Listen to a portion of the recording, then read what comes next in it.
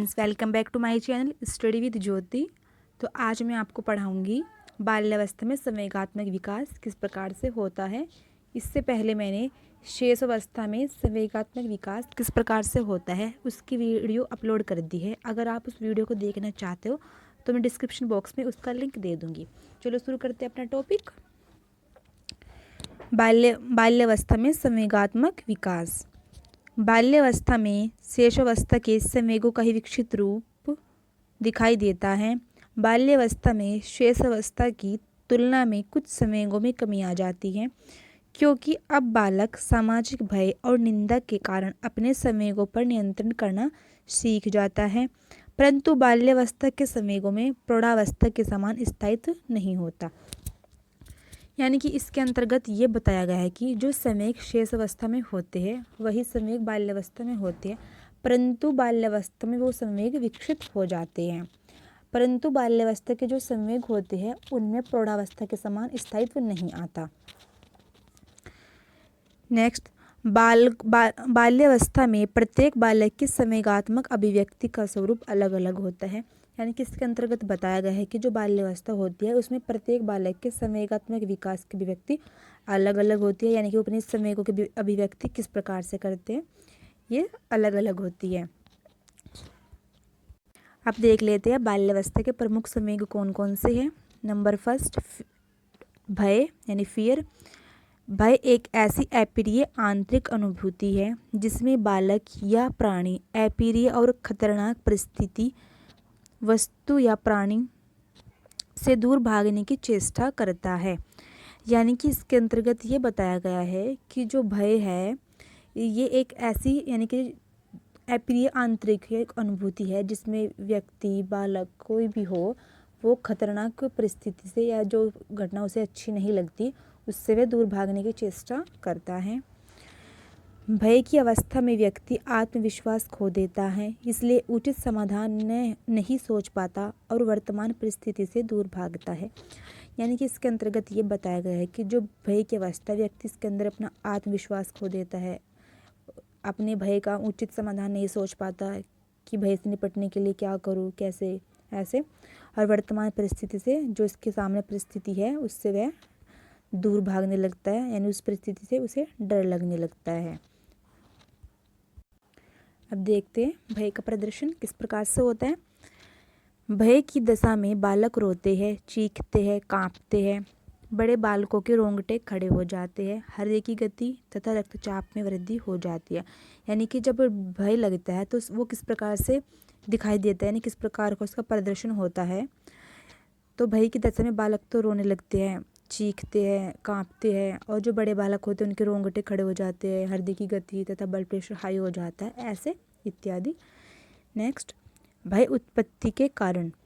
कौन कौन से कारण हैं भय उत्पत्ति के। नंबर फर्स्ट, व्यक्तिगत अप्रिय अनुभूतियाँ। नंबर सेकंड, अनुकरण। नंबर थर्ड, अतिरिक्त भय संबद्धता। अब देख लेते हैं इनके बारे में, थोड़ा डिस्कशन कर लेते हैं क्या क्या होता है ये। नंबर फर्स्ट है व्यक्तिगत अप्रिय अनुभूतियाँ। प्राणी की व्यक्तिगत अप्रिय अनुभूतियाँ उसमें भय संवेग की उत्पत्ति करती है। जैसे आग से जल जाने पर व्यक्ति आग से डरने लगता है, डॉक्टर सुई लगा दे तो सुई से डरने लगते हैं, स्कूल में यदि शिक्षक कठोर दंड दे देते हैं तो बालक स्कूल के नाम से डरने लगता है, इत्यादि। यानी कि इसके अंतर्गत बताया गया है कि व्यक्तिगत अप्रिय अनुभूति में अगर बालक या कोई भी आग से जल जाए तो उसे आग से डर लगने लगेगा। अगर डॉक्टर सुई लगाते तो डॉक्टर की सुई से भी डर लगता है। और अगर स्कूल में टीचर बालक को कठोर दंड दे दे तो बालक स्कूल के नाम से भी डरने लग जाता है। सेकंड है अनुकरण। जब बच्चे अपने माता पिता या आसपास रहने वाले व्यक्ति अन्य व्यक्तियों को किसी विशेष वस्तु से डरते देखते हैं तो भी उनसे डरने लगते हैं। यानी कि इसके अंतर्गत ये बताया गया है कि अगर हमारे आसपास या हमारे बड़े, हमारे माता पिता अगर किसी वस्तु से या किसी प्राणी से डरते हैं तो उन्हीं को फॉलो करके बच्चे भी डर जाने लगते हैं। नेक्स्ट, अतिरिक्त भय संबद्धता। जब किसी वस्तु, परिस्थिति या जीव के साथ भयानक ध्वनि उत्पन्न की जाती है तो बालक उस वस्तु या परिस्थिति या जीव से डरने लगता है। जैसे किसी जानवर अंधेरे स्थान या व्यक्ति के साथ भयानक ध्वनि उत्पन्न करके उसे बच्चे के सामने लाया जाता है तो वह भयानक ध्वनि या वस्तु का परस्पर संबंध जोड़ लेता है और उससे डरने लगता है। यानी कि इसके अंतर्गत बताया गया है कि अगर बालक को किसी जानवर से अंधेरे से डर लगता है, अगर मान लो अगर बालक बिल्ली से डरता है, उसके सामने अगर बिल्ली की आवाज़ निकाली जाए तो बालक बिल्ली का उस आवाज़ से परस्पर संबंध जोड़ लेता है और वह उससे डरने लग जाता है। अब देखते हैं भय का निवारण किस प्रकार से किया जाए। नंबर फर्स्ट, बालक को भयानक परिस्थितियों से दूर रखना चाहिए। यानी कि जो परिस्थिति भयानक है, बालकों को उस परिस्थिति से दूर रखना चाहिए। नंबर सेकंड है, बालक को जिस परिस्थिति में डर लगता है उस परिस्थिति में अकेला न छोड़े। जैसे यदि बालक एकांत और अंधेरे से डरता है तो उसे अकेला या अंधेरे में ना छोड़े। यानी कि इसके अंतर्गत ये बताया गया है, अगर बालक जिस परिस्थिति में उसे डर लगता है, यानी कि उसे अगर वो अकेला है, उसे अकेले में डर लगता है और अंधेरे से डर लगता है तो उसे अंधेरे में और अकेला न छोड़े। नेक्स्ट,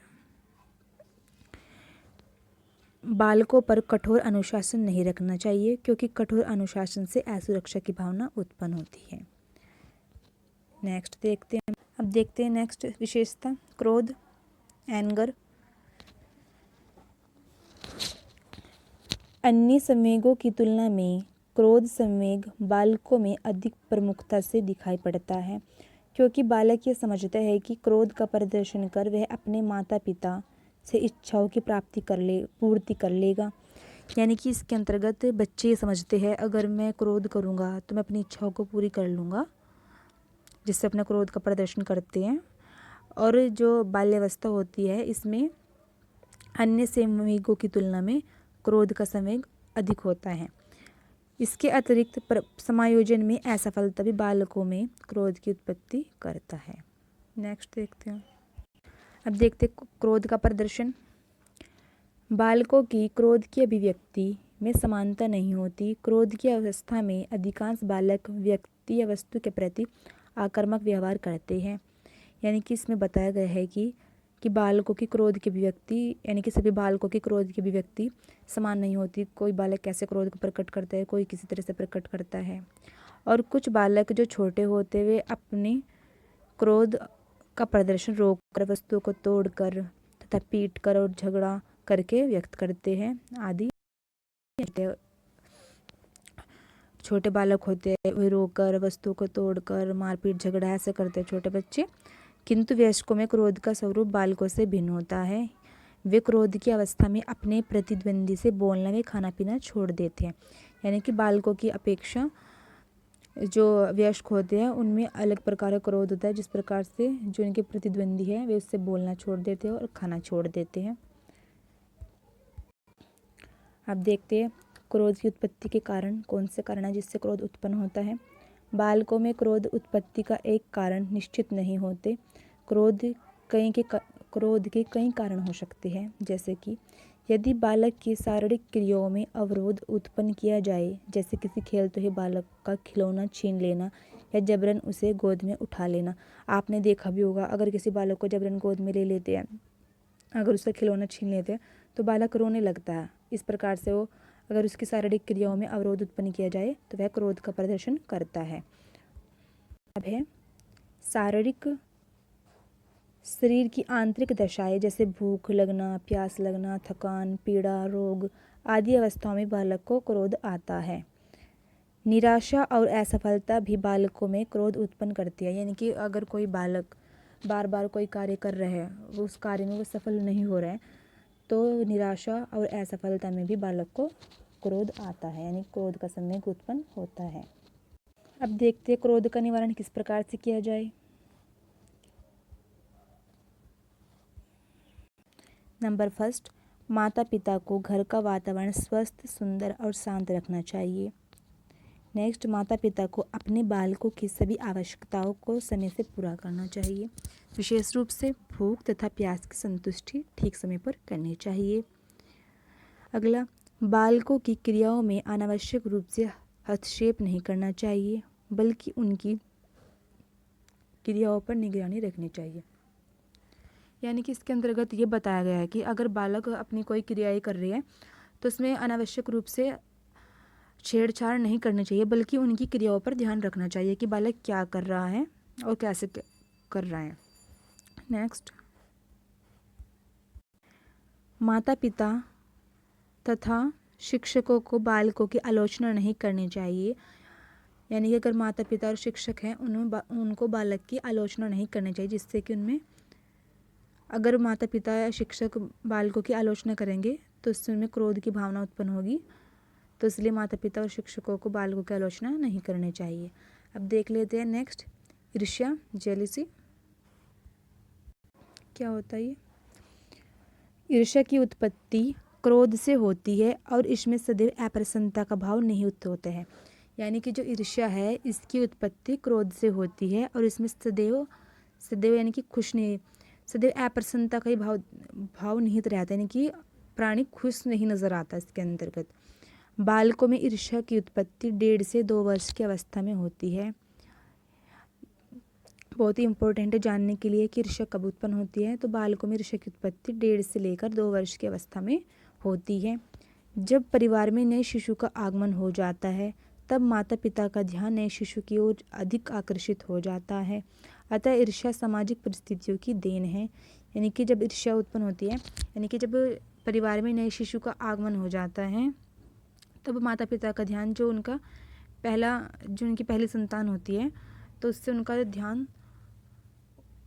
नए शिशु की ओर चला जाता है, जिससे बालक में ईर्ष्या का भाव उत्पन्न होता है। और जो ईर्ष्या एक सामाजिक परिस्थितियों की ही देन है। बालक जिस व्यक्ति से भी कमी पाता है तो वह कारण जिसने उसके प्रेम में कमी की है उसके प्रति ईर्ष्यालु हो जाता है। 5-6 वर्ष की आयु में जब बालक घर से बाहर की सीमा में प्रवेश करता है तो घर के सदस्यों के प्रति ईर्ष्या भाव कम हो जाती है।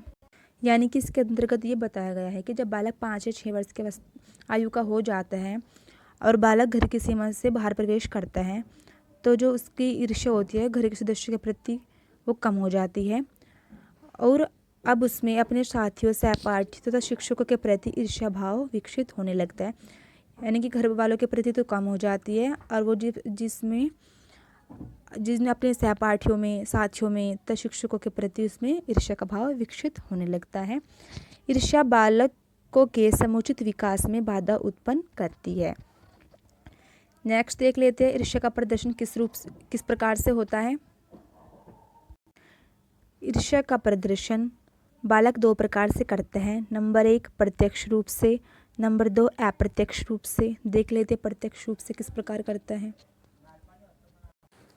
प्रत्यक्ष रूप से वह आक्रामक व्यवहारों का प्रदर्शन करता है, जैसे मारना, पीटना, लड़ाई झगड़े करना, धक्का दे देता है आदि प्रत्यक्ष व्यवहारों में दूसरों को हानि पहुंचाता है। यानी कि जो प्रत्यक्ष व्यवहार है उसके अंतर्गत ईर्ष्या में क्या करता है बालक, दूसरों को मारता है, पीटता है, लड़ाई झगड़े करते हैं, धक्का दे देता है। यानी कि इस प्रकार से वह प्रत्यक्ष रूप से दूसरों को हानि पहुंचाता है। और अप्रत्यक्ष के अंतर्गत अप्रत्यक्ष रूप से जब बालकों द्वारा ईर्ष्या का प्रदर्शन किया जाता है तो इसे दूसरों की हानि के साथ साथ उन्हें स्वयं भी हानि होती है। जैसे वह आज्ञा का उल्लंघन करने लगता है, हठधर्मी हो जाता है, दिवा स्वप्न देखने लगता है और प्रतिद्वंदी के प्रति या विरुद्ध मस्तिष्क में योजनाएं बनाता रहता है। यानी कि अप्रत्यक्ष के अंतर्गत यह बताया गया है कि वो दूसरों को तो हानि पहुंचाता ही है, वो खुद को भी हानि पहुंचाता है।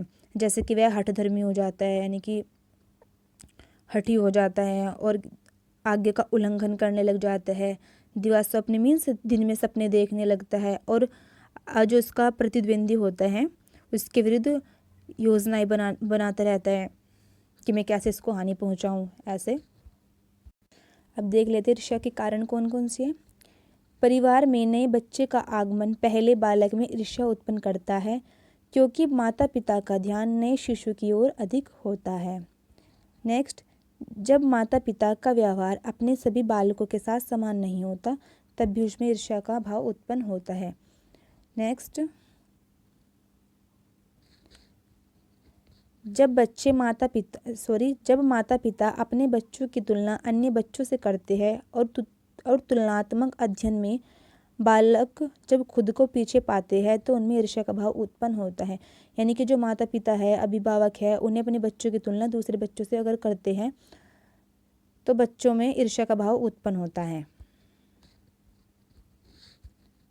अब देखते हैं ईर्ष्या का निवारण किस प्रकार से किया जाए।